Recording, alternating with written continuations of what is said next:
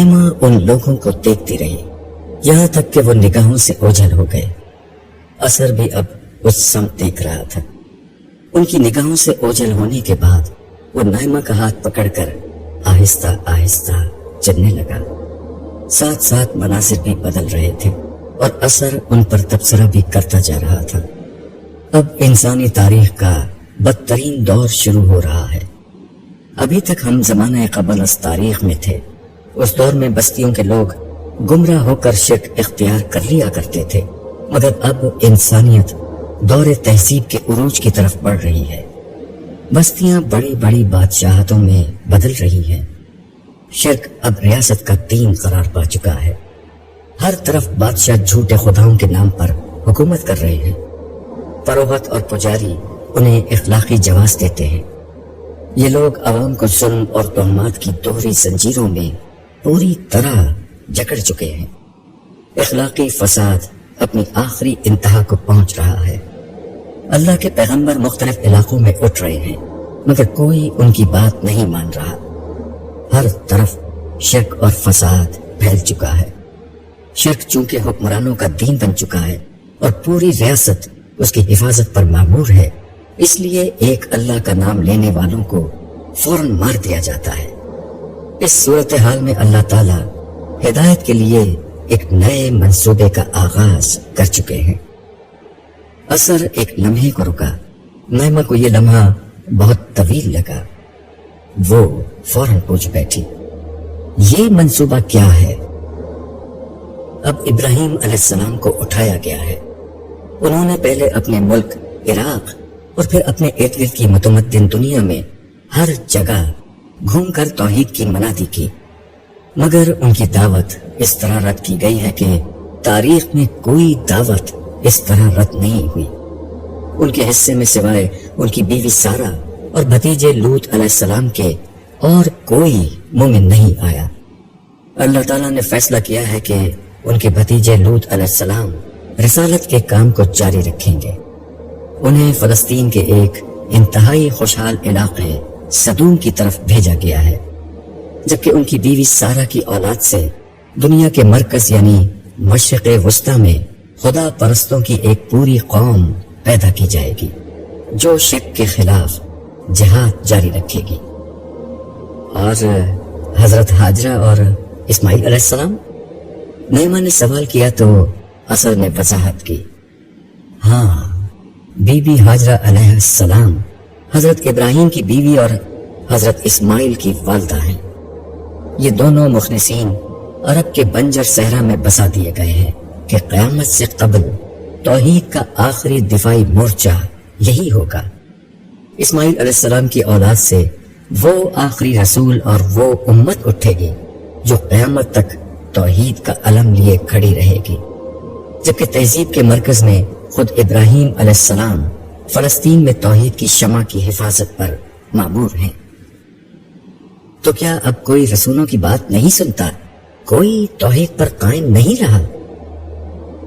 تم توحید کی بات کر رہی ہو۔ لوگ تو اب دین فطرت سے اتنا دور ہو چکے ہیں کہ بنیادی فطری حقائق کو بھی مسخ کر چکے ہیں۔ قوم لوط علیہ السلام اخلاقی پستی کی آخری انتہا پر کھڑی ہے۔ لوط علیہ السلام کی ہر تلقین انہیں سمجھانے میں ناکام ہو چکی ہے۔ تو کیا ہم قوم لوط کے علاقے میں جائیں گے؟ میں نے سنا تھا کہ وہ اردن اور اسرائیل کے بیچ میں موجود بحر مردار یعنی ڈیڈ سی کے علاقے میں آباد تھے۔ ان کا علاقہ صدوم بہت سرسبز و شاداب تھا، جہاں سینکڑوں میل تک صرف باغات ہی باغات پھیلے ہوئے تھے۔ نہیں، میں وہاں تمہیں نہیں لے جا رہا۔ تم ان کی بے حیائی کے مناظر کو نہیں دیکھ سکتی۔ یہ بدبخت اپنی مجلسوں میں اعلانیہ ہم جنس پرستی کرتے ہیں۔ اس کے بجائے میں تمہیں اس وقت میں لے جا رہا ہوں جب اللہ تعالیٰ کے منصوبے کا عجیب فیصلہ ظاہر ہو رہا ہے۔ یہ کیا فیصلہ ہے؟ قوم لوط پر عذاب کا فیصلہ ہو چکا ہے۔ اس مقصد کے لیے حضرت ابراہیم علیہ السلام کے پاس 3 فرشتے بھیجے گئے ہیں۔ فرشتے قوم لوط کو ختم کرنے آئے ہیں تو جانا بھی وہیں چاہیے۔ یہ حضرت ابراہیم علیہ السلام کے پاس کیوں آئے ہیں؟ اثر کی بات پر نائمہ نے تعجب سے پوچھا۔ وہ فرشتے قوم لوط کو ہلاک کرنے ہی آئے ہیں، لیکن اس کے ساتھ ہی وہ ایک اور معجزے کو ظہور پذیر کریں گے۔ وہ حضرت ابراہیم علیہ السلام کو 99 برس کی عمر میں بی بی سارہ سے اولاد کی خوشخبری دیں گے، یعنی اسحاق علیہ السلام کی بشارت، اور ان سے یعقوب علیہ السلام کی بشارت۔ حضرت یعقوب علیہ السلام سے 12 بیٹے پیدا ہوں گے، جن میں یوسف علیہ السلام اور ان کے بقیہ 11 بھائی شامل ہیں۔ یہ سب اپنے والد کے لقب اسرائیل پر بنی اسرائیل کہلائیں گے اور ایک عظیم قوم کو جنم دیں گے۔ یہ قوم جو اگلے 1500 برس تک شک کے اس سمندر میں توحید کا علم بلند رکھے گی۔ یہ گفتگو کرتے ہوئے وہ دونوں اس جگہ آ گئے جہاں حضرت ابراہیم علیہ السلام کی رہائش تھی۔ دوپہر کا وقت تھا، دھوپ کی شدت سے ہر چیز جھلس رہی تھی، ہر طرف گرم ہوا کا راج تھا۔ ایسے میں بلوط کے درختوں کا جھنڈ ایک جائے عافیت تھا۔ گرم ہوا جب پتوں سے لدے ہوئے درختوں تک پہنچتی تو سبزے کی اس سلطنت کے پہرے دار شاہ بلوط کے برگ و بار حرارت کی ہر رمق کو نچوڑ کر اس ہوا کو ٹھنڈا اور خوشگوار کر دیتے۔ اس جھنڈ میں درختوں کا دبیس سایہ اتنا گہرا تھا کہ تپتی زمین میں یہ قطع ارضی اپنے خوشگوار ماحول کی بنا پر جنت کا ایک ٹکڑا محسوس ہو رہا تھا۔ شاہ بلوط کی اس سلطنت کے قریب ہی ایک خیمہ لگا ہوا تھا۔ یہ خیمہ اپنے وقت کی روحانی سلطنت کے تاجدار، خداوند عالم کے فرما بردار، مسلم و مطیع، اپنے مالک کے غلام اور اس کے دوست خلیل اللہ ابو الانبیاء ابراہیم علیہ السلام کا تھا۔ کم و بیش 1 صدی سے ابراہیم علیہ السلام توحید کی جنگ تنے تنہا لڑ رہے تھے۔ عراق تا عرب اور مصر تا شام، متمدن دنیا کا کوئی خطہ نہ تھا جہاں حضرت ابراہیم علیہ السلام نے صدائے توحید نہ دی ہو، مگر کہیں سے کوئی جواب نہ ملا۔ خیمے کا پردہ ہٹا اور ابراہیم علیہ السلام باہر تشریف لائے۔ انہوں نے باہر آ کر چاروں طرف کا جائزہ لیا۔ ہر طرف تنہائی اور خاموشی کا راج تھا۔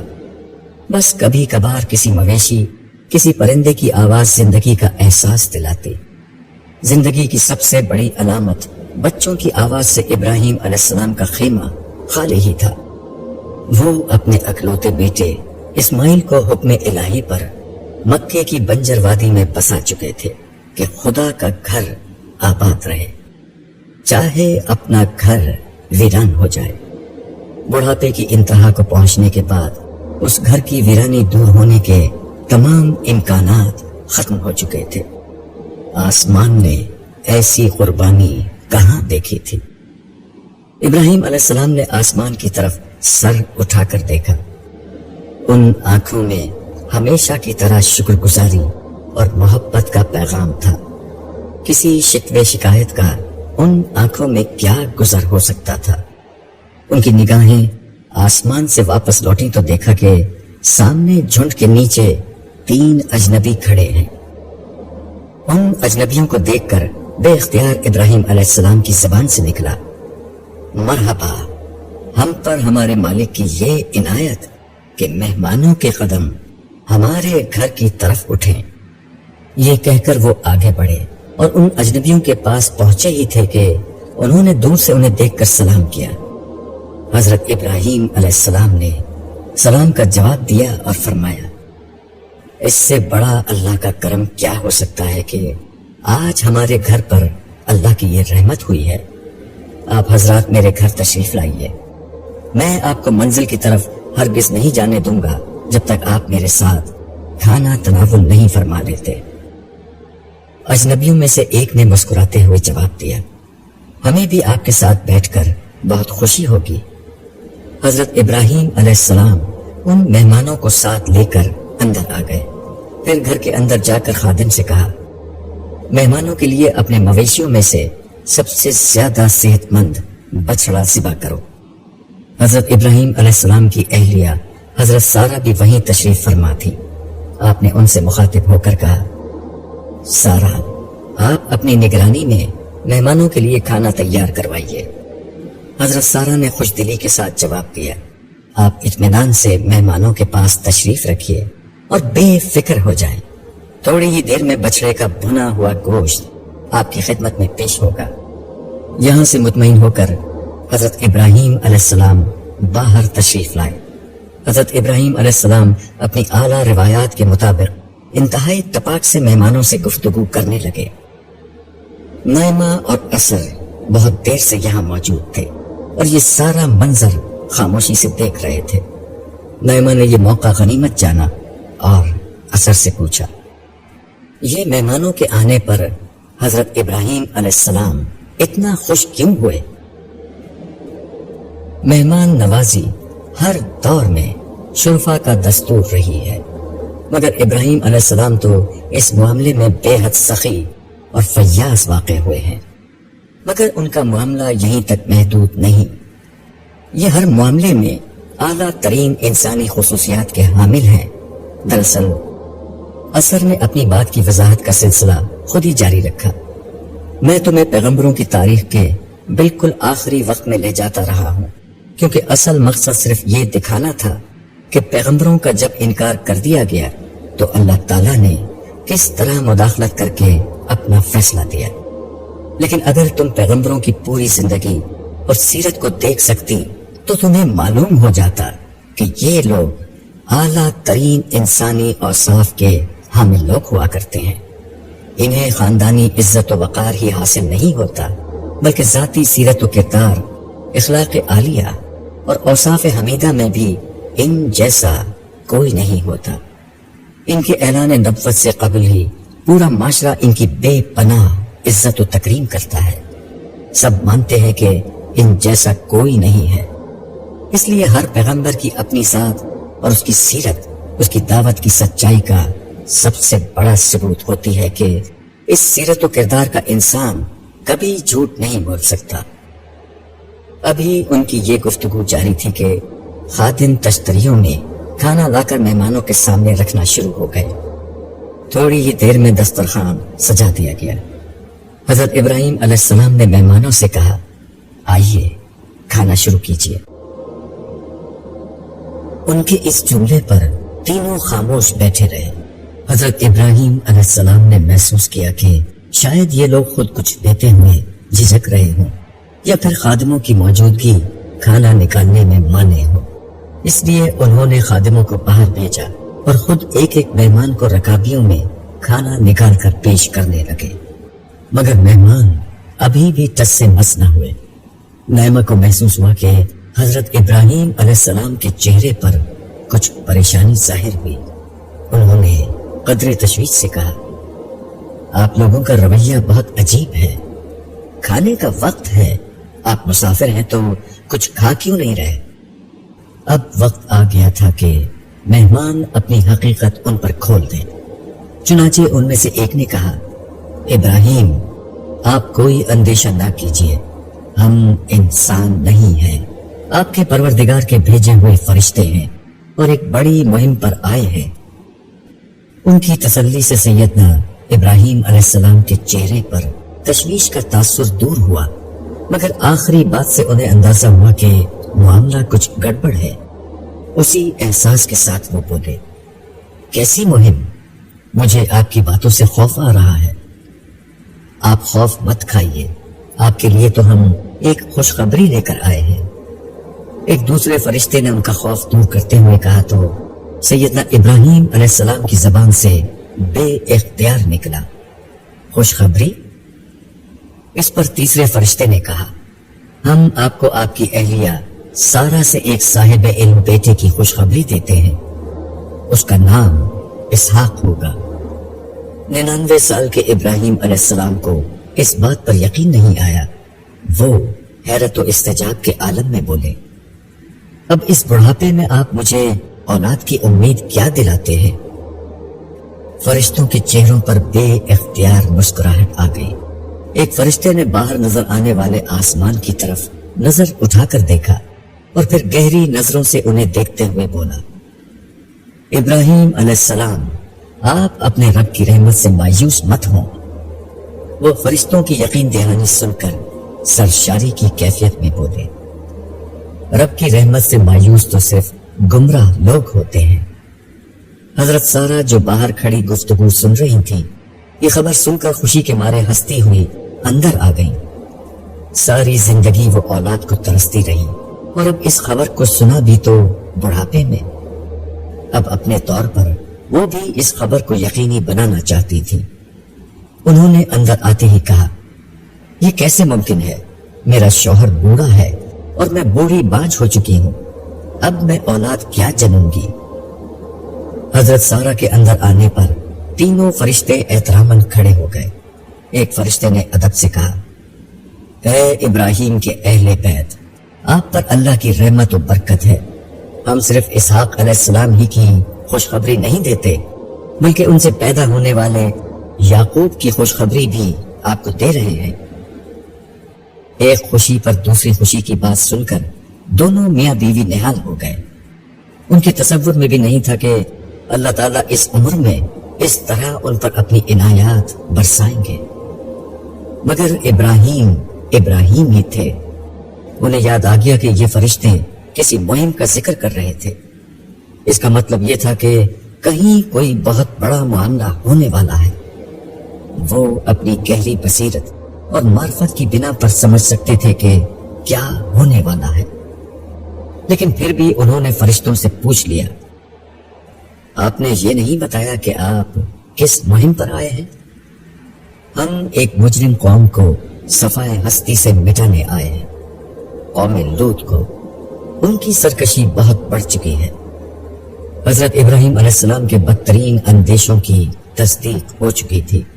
وہ گرچہ قوم لوط کے کرتوتوں سے پوری طرح واقف تھے، مگر ساتھ ہی وہ بہت دردمند شخصیت کے مالک تھے۔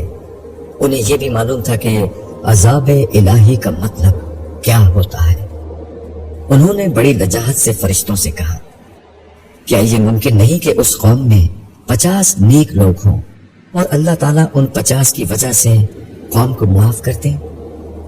جواب ملا، ابراہیم علیہ السلام، اس قوم میں 50 نیک مل جاتے تو اللہ تعالیٰ انہیں چھوڑ دیتے۔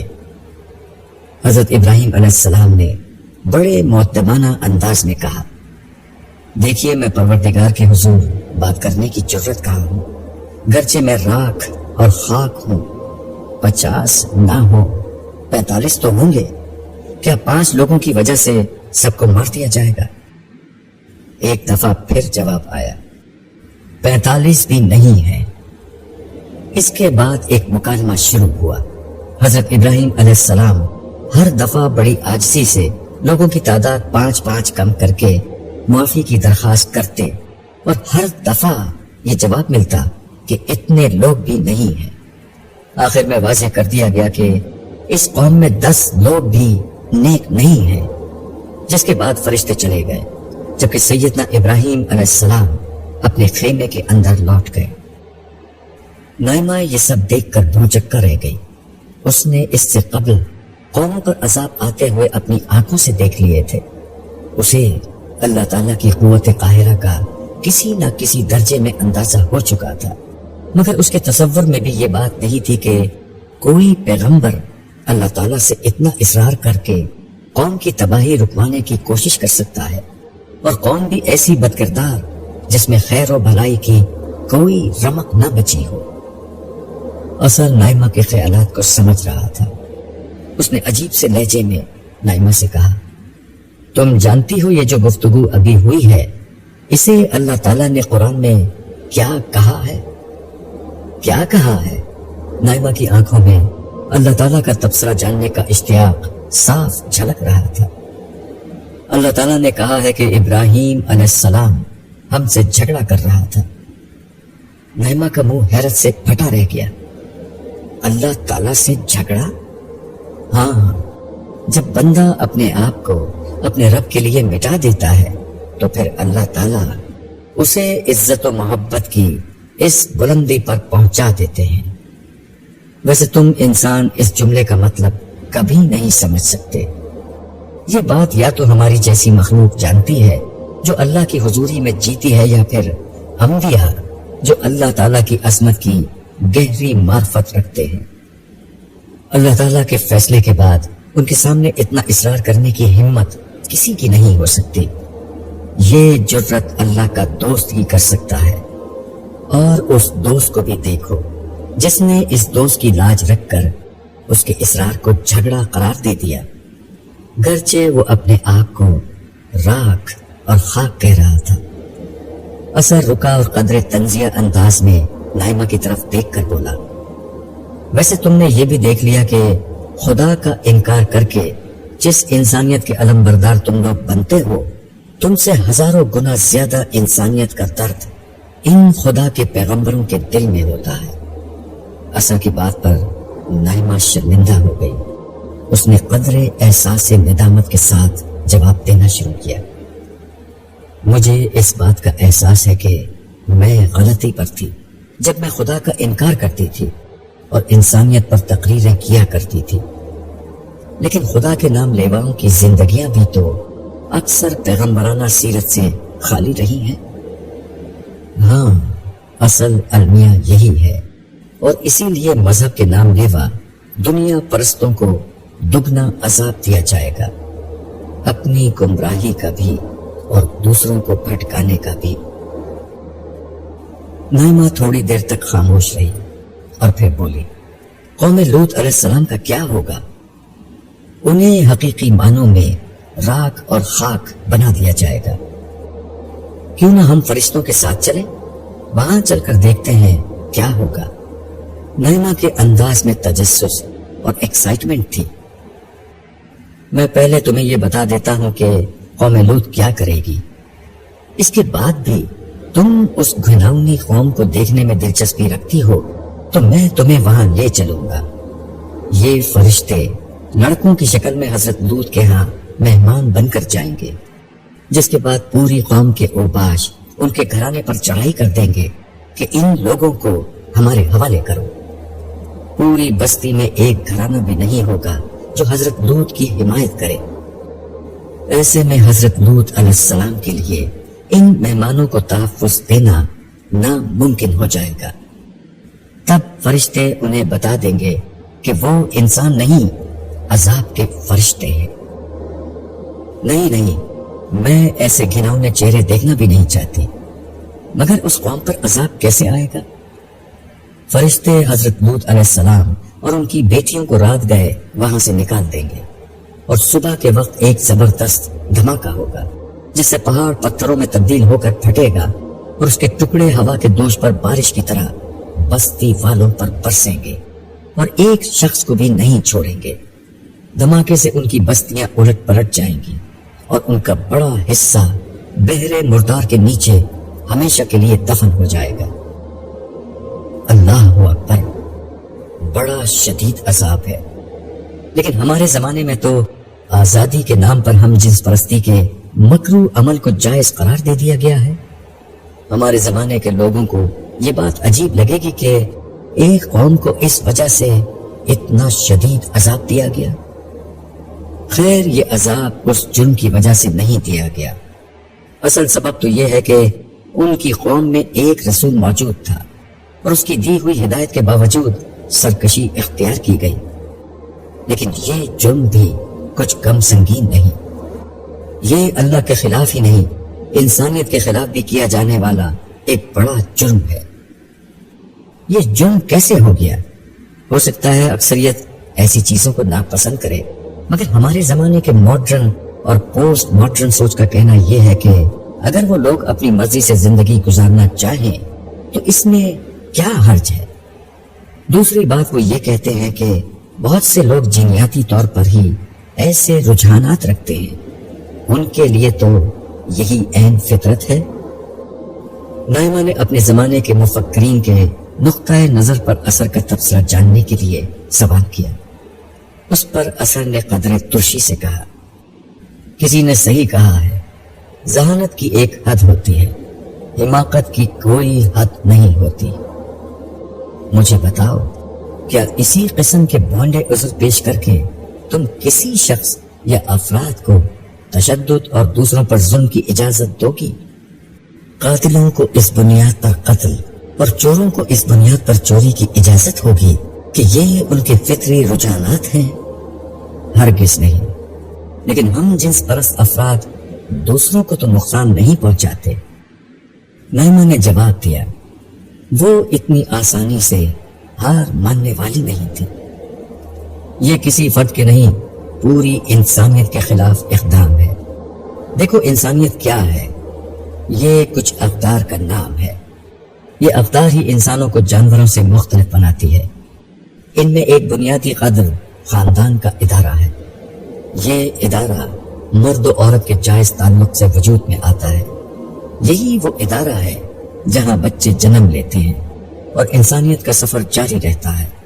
یہی کمزور و ناتواں بچوں کو طاقتور نوجوان بننے تک سنبھالتا ہے۔ پھر یہی جوانی کے بعد بڑھاپے کے شکار ضعیف والدین کو اس وقت اپنی پناہ دیتا ہے جب وہ کسی کام کے نہیں رہتے۔ ہم جنس پرستی انسان کی اس پیدائش کا، تربیت کا اور آرام گاہ کا تصور ہی ختم کر دیتی ہے۔ پھر یہ بھی یاد رکھنا کہ ہر غیر فطری انحراف ایک متعدی مرض کی طرح پھیلتا ہے، لیکن جنسی انحرافات تو وبا کی طرح معاشرے کو جکڑ لیتے ہیں۔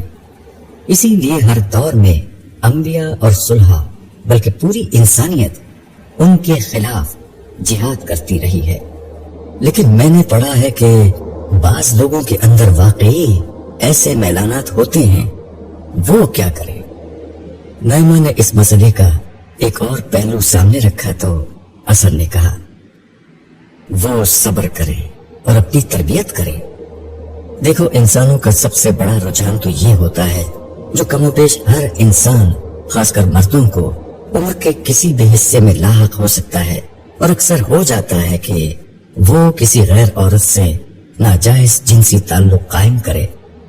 مگر اس مسئلے کو تربیت اور ضبط نفس سے ٹھیک کیا جاتا ہے، نہ کہ آزاد جنسی تعلق کو ہی عین فطرت قرار دے دیا جائے، جس کا نتیجہ بھی خاندان کی تباہی ہے۔ تم ٹھیک کہتے ہو، جرم فرد کے خلاف ہی نہیں ہوتا، معاشرے کے خلاف بھی ہوتا ہے، خاندان کے خلاف بھی ہوتا ہے، اقدار کے خلاف بھی ہوتا ہے۔ مگر آزادی بھی تو ایک چیز ہوتی ہے نا۔ کہیں ایسا تو نہیں کہ ہم اقدار اور معاشرے کی بات کرتے کرتے فرد کی آزادی کو کچل دیں؟ بیشتر جابرانہ حکومتیں یہی عذر استعمال کر کے افراد کے حقوق سلب کر لیتی ہیں۔ نائمہ نے اب آزادی کے پہلو سے یہ مقدمہ سامنے رکھا۔ تم ٹھیک کہتی ہو، مگر اللہ تعالیٰ نے انسانیت پر یہ کرم کیا ہے کہ اس کا فیصلہ خود کر دیا ہے کہ کون سی اقدار مقدس اور ابدی ہیں اور کون سی نہیں۔ ہمارا کام یہ ہے کہ دونوں میں فرق کر لیں۔ ہر چیز کو اللہ کی طرف منسوب کر کے لوگوں پر پابندیاں لگانا نبیوں کا طریقہ نہیں۔ مگر کم از کم ہم جنس پرستی کوئی ایسی چیز نہیں جس کے جواز کی اجازت آزادی کی آڑ میں دی جائے۔ یہ معاشرے کی موت ہے۔ جس طرح کسی دو افراد کو اجازت نہیں دی جا سکتی کہ ان میں سے ایک دوسرے کو یہ حق دے دے کہ وہ پہلے شخص کی جان لے لے، آزادی کی آڑ میں انسانی جان کے تقدس کو پامال کرنے کی اجازت نہیں دی جا سکتی۔ اسی طرح یہ اجتماعی طور پر معاشرے کا قتل ہے، اس کی اجازت بھی نہیں دی جا سکتی۔ نائمہ نے اسبات میں سر ہلایا۔ پوسٹ ماڈرنزم کے فلسفے کی ساری گرد اثر نے اپنی مدلل گفتگو سے ہٹا دی تھی۔